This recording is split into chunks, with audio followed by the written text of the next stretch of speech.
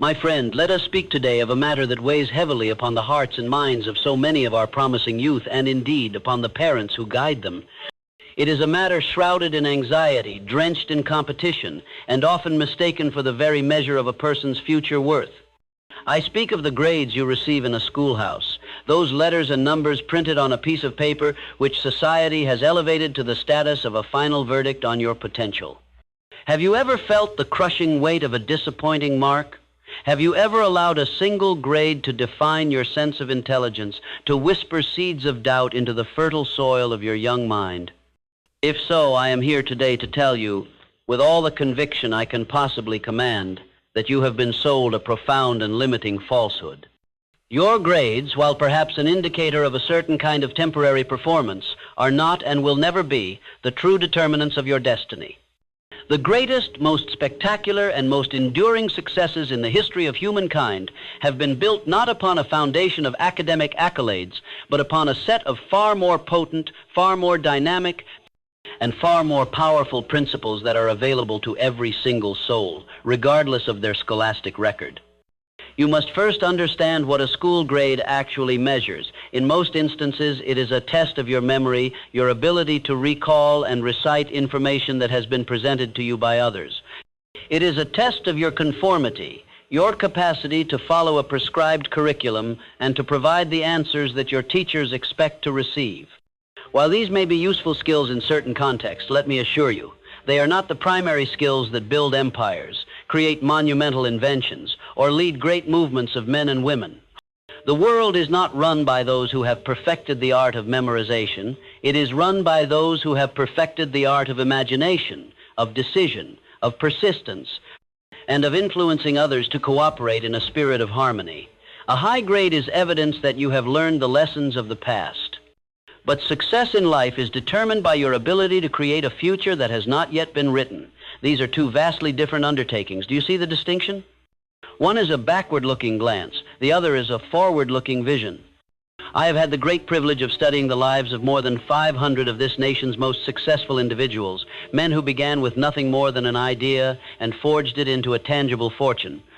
Do you suppose Andrew Carnegie, the great steel magnate, owed his success to the grades he received in a Scottish schoolhouse? He had but a few years of formal schooling in his entire life.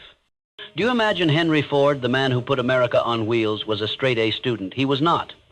He was a dreamer, an innovator, a man whose mind was so consumed with his vision for a horseless carriage that he had little time for the conventional subjects of the day. These men understood a fundamental truth that seems to have been lost in the modern obsession with academic credentials. It is this: general knowledge, no matter how great in quantity or variety it may be, is of little use in the accumulation of wealth or the achievement of a major goal. The universities of our land are filled with professors who possess vast stores of general knowledge, yet many of them have little money to show for it. Success comes from the application of specialized knowledge, and specialized knowledge is knowledge that has been organized and intelligently directed through practical plans of action to a definite end.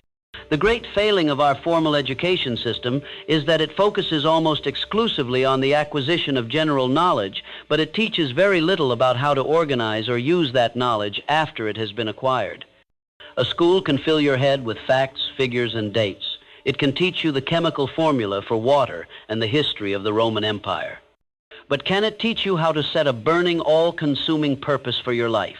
Can it teach you how to build unshakable faith in your own ability to achieve that purpose? Can it teach you how to organize a group of minds into a harmonious alliance to carry out your plans?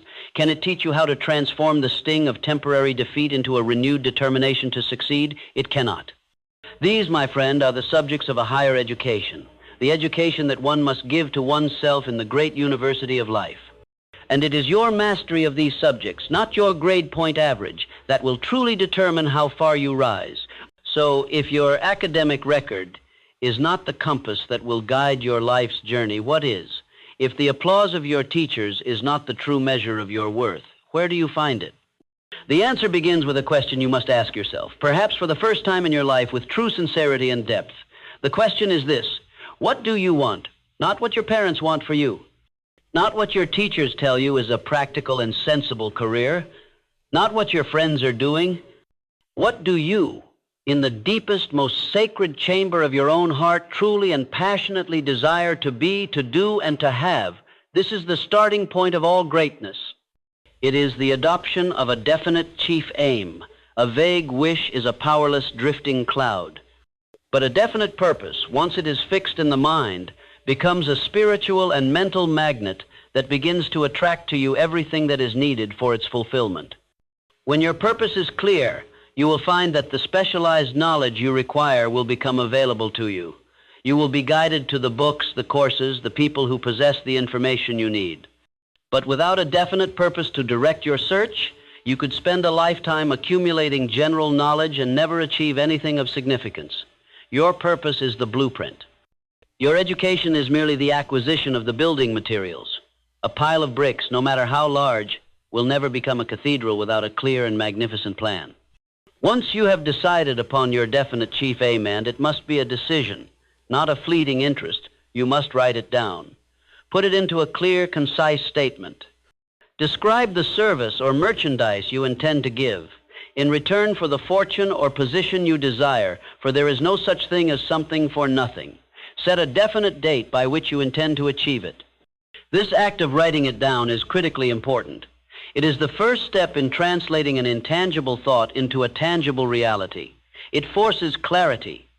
It gives your subconscious mind a definite command, a clear instruction to which it can bend all of its vast and mysterious resources. Have you ever done this? Have you ever taken the time to be the architect of your own future, to draw the plans for the life you truly want to live, instead of merely accepting the life that circumstances and other people hand to you? If you have not, then all the A's in the world will be of little help to you in the great game of life, for you are playing without a goal. You are running a race with no finish line. The energy of your life is being scattered in 100 different directions, achieving little because it is not focused on a single dominant burning purpose. The student who works tirelessly for a high grade is merely proving they can achieve a goal set by someone else.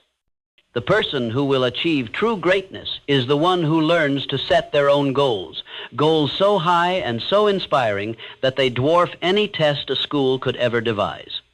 This definite purpose, however, is but a seed. A seed, even the most promising one, will lie dormant in the ground unless it is nurtured. The nurturing force, the very water and sunlight that will cause your purpose to sprout and grow into a mighty oak of achievement, is faith. Faith is the head chemist of the mind. It is the one and only agency through which the cosmic force of infinite intelligence can be harnessed and used by man. Faith is not hope. Hope wishes for something to happen. Faith knows it will happen. Faith is a state of mind that may be induced or created by the affirmation or repeated instructions to the subconscious mind through the principle of auto-suggestion. A high grade may give you a temporary feeling of confidence, but that confidence is fragile.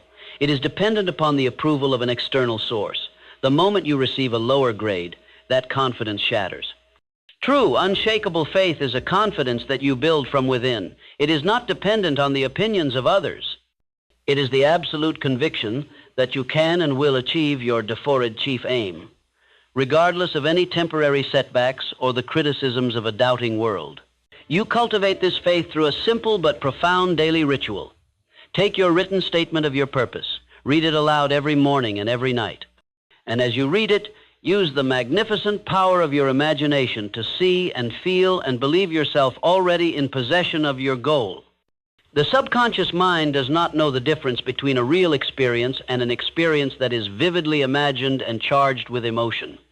If you can repeatedly impress upon your subconscious the picture of your own success, feeling the joy and gratitude as if it were already a reality, your subconscious will accept this picture as a command.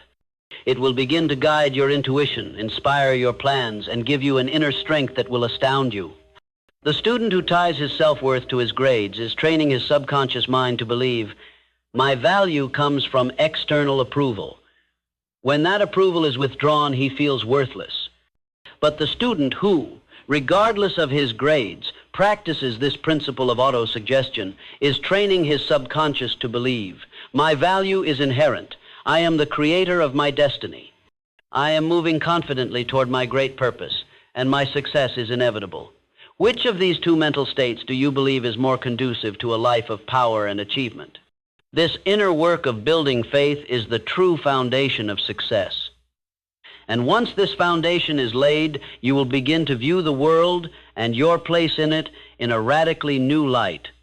You will understand why a man like Henry Ford, when he needed $1 billion to expand his operations, was able to acquire it with relative ease, despite his own lack of formal financial education. It was because he had something far more valuable than a college degree in finance. He had absolute faith in his purpose, and this faith radiated from him with such an intensity that it inspired the same faith in the bankers and investors whose capital he required. Your belief is contagious. If your belief in yourself is weak and wavering, that is what you will project to the world, and the world will mirror that back to you. But if your belief in yourself is strong, definite, and unshakable, that too will be projected, and you will find that other people, the very people you need to help you, will be mysteriously drawn to you, eager to become a part of your vision. A diploma on a wall may earn you an interview, but it is the unwavering faith in your eyes that will secure the partnership. Now, as you begin to move forward with purpose and faith, you will inevitably encounter what the world calls failure.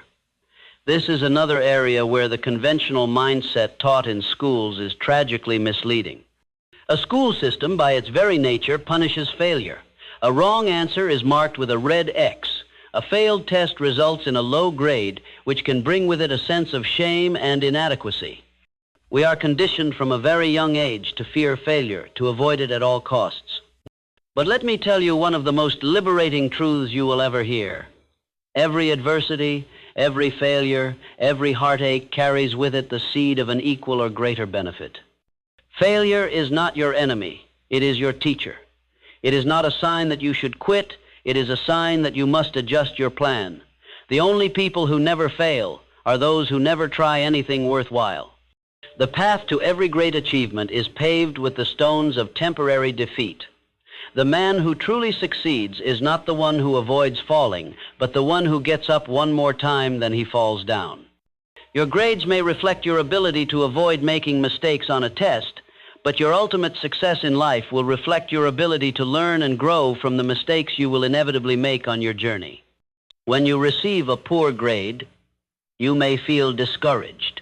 When a business plan fails, when a venture collapses, when a door is slammed in your face, that is a far more significant form of failure.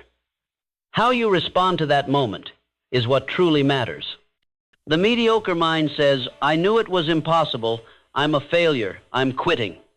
The mastermind, the mind conditioned for success, says, "Interesting. That approach did not work. What can I learn from this? What was the flaw in my plan? How can I create a better one? Where is the hidden seed of benefit in this temporary defeat?" Your capacity for resilience in the face of setbacks is a far more accurate predictor of your future than any academic transcript. Your character is not built in the easy times of success. It is forged in the fires of adversity. Each time you face a temporary defeat and choose to persist, you are adding another layer of steel to your spirit. You are becoming stronger, wiser, and more capable. A school may teach you history, but it is adversity that teaches you mastery. This new relationship with failure requires a profound shift in perspective, but it also requires another essential ingredient that a formal education often overlooks, and in some cases even discourages. It is the principle of the mastermind. A school system often fosters an atmosphere of individual competition. You are graded against your peers. You work alone on your assignments. You are taught subtly that your success depends on your ability to outperform those around you. This is a model for a life of struggle and limitation. No single individual has enough experience, education, native ability, and knowledge to ensure the accumulation of a great fortune or the completion of a major purpose without the cooperation of other people. Your plans to be successful must be created through the harmonious cooperation of other minds. You must form what I call a mastermind alliance. This is a friendly alliance with one or more persons who will encourage you to follow through with both plan and purpose. Carefully select individuals who are in sympathy with your aim, who possess a positive mental attitude, and whose knowledge and experience can complement your own. A diploma may suggest that you have a certain amount of knowledge, but a powerful mastermind alliance gives you access to the combined knowledge, experience, and imagination of many minds, amplified in a spirit of harmony. Andrew Carnegie understood this. He said that the men in his mastermind group supplied him with all the specialized knowledge he needed to run his vast steel empire. His genius lay not in knowing everything, but in his ability to select and direct men who had the knowledge he lacked. Your grades do not measure your ability to build these vital, harmonious relationships. They do not test your capacity for leadership, your talent for inspiring cooperation, or your wisdom in choosing associates. And yet, these very qualities are infinitely more valuable in the real world of business and achievement than the ability to recall the date of a historical battle. You cannot afford the luxury of a negative associate, one who belittles your dreams or infects you with their own cynicism. You must surround yourself with people who fan the flames of your ambition, not those who pour water on them. Your social circle is not merely for entertainment. It is either your greatest asset or your most crippling liability. It is either your mastermind or your master of misery. Choose wisely. This brings us to the great engine that drives this entire process forward. You may have the clearest purpose, the strongest faith, a brilliant mastermind, and a healthy attitude toward failure, but without this final element, you will remain stationary. This final element is persistent action. The world is full of brilliant, well-educated dreamers whose great ideas never left the confines of their own minds.